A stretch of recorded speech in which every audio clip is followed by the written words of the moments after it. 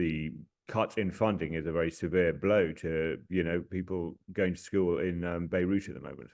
I mean, independent is by the UN into its own staff. No more independent than that. I think these pro-Israel nations, they are, they're trying to seek a difficult balance. Most of them are now urging Israel to ease off in Gaza or go for a ceasefire, like Britain, for example. A good example originally was very supportive of Israel.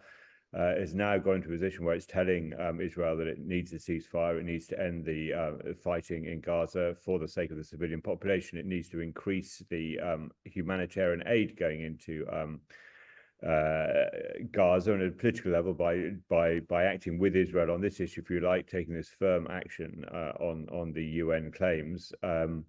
They are showing that they're maintaining an even balance, I guess. It has to be said, in America, particularly on the American right, has joined. I mean, the UN is a bête noire for Israel because of its statements on the way Israel treats the Palestinians, both in this war and previously. There's a lot of hostility towards the UN from the Israeli side. That's shared on the American right. The Trump right particularly is very hostile to the UN in all its forms, and particularly over the Palestinians. So that has been that's quite a hot political issue in America at the moment. And the US immediately announced this suspension of aid, and Britain followed. I suppose one of the biggest questions then is about the aid, much reduced, of course, since the attacks and the war in Gaza. I mean, what does this mean? We got any idea what does this mean for the amount of aid, as I say, reduced aid getting in?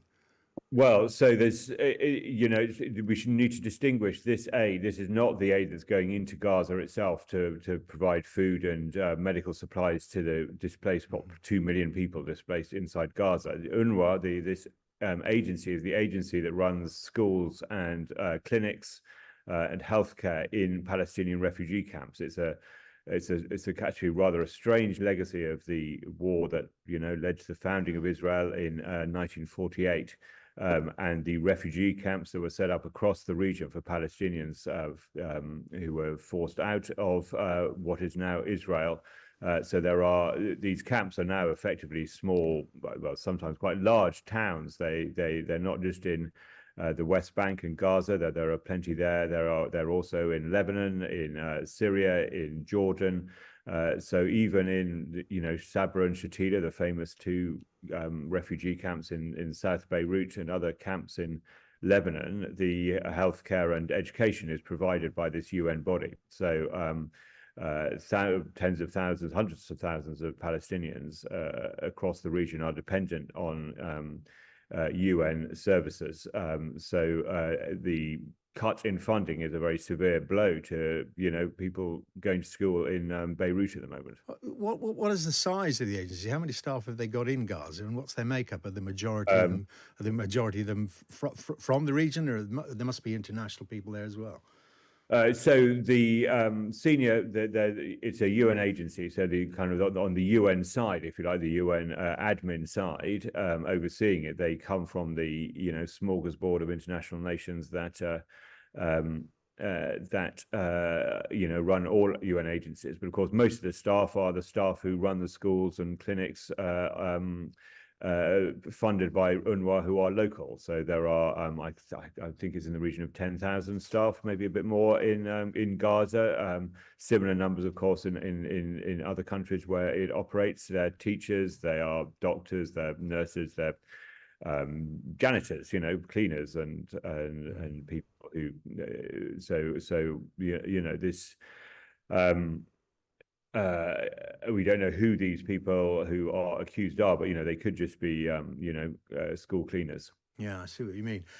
Philippe Lazzarini, the Commissioner General of UNRWA, he's called it shocking and calling for the countries to reconsider. Have we got any sense of what happens now, what the process might be? Yeah, well, two processes. One is that UNRWA has to somehow find savings from somewhere to keep these schools and clinics going across the region.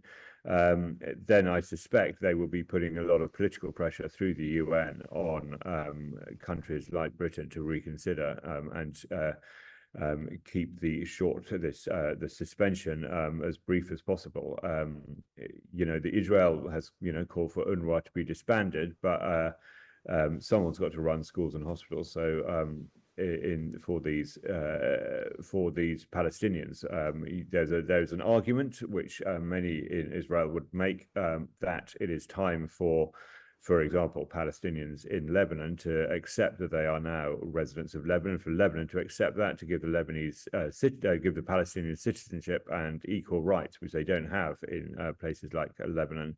And then the schools and clinics can just be absorbed into the Lebanese system. Of course, Lebanon has no money itself, so that's a bit of an issue. That is for the future. It's a good question in some ways. There are many oddities about the status of the Palestinians in some of these countries, but in the short to medium term, someone has to pay teachers salaries who are teaching Palestinian kids. And what's the reaction to this news in Israel itself? There must be elements of "I told you so." Certainly elements of "I told you so" on this finding. They, as I say, they claim that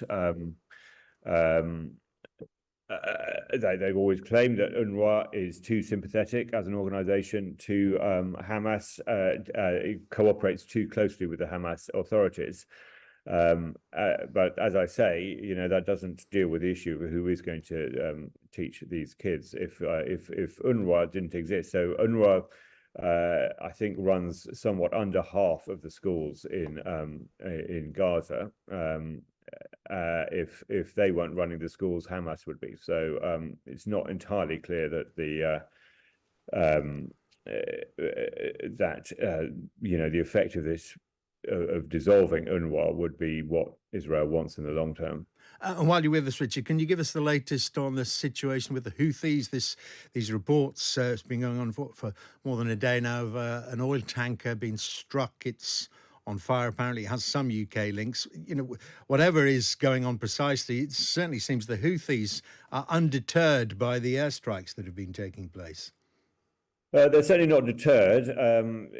Remains to be seen whether there's been an actual military effect by reducing their capacity. They did get this lucky strike where one missile got through the defensive shield that the Western nations have put up in the Red Sea, hit this oil tanker.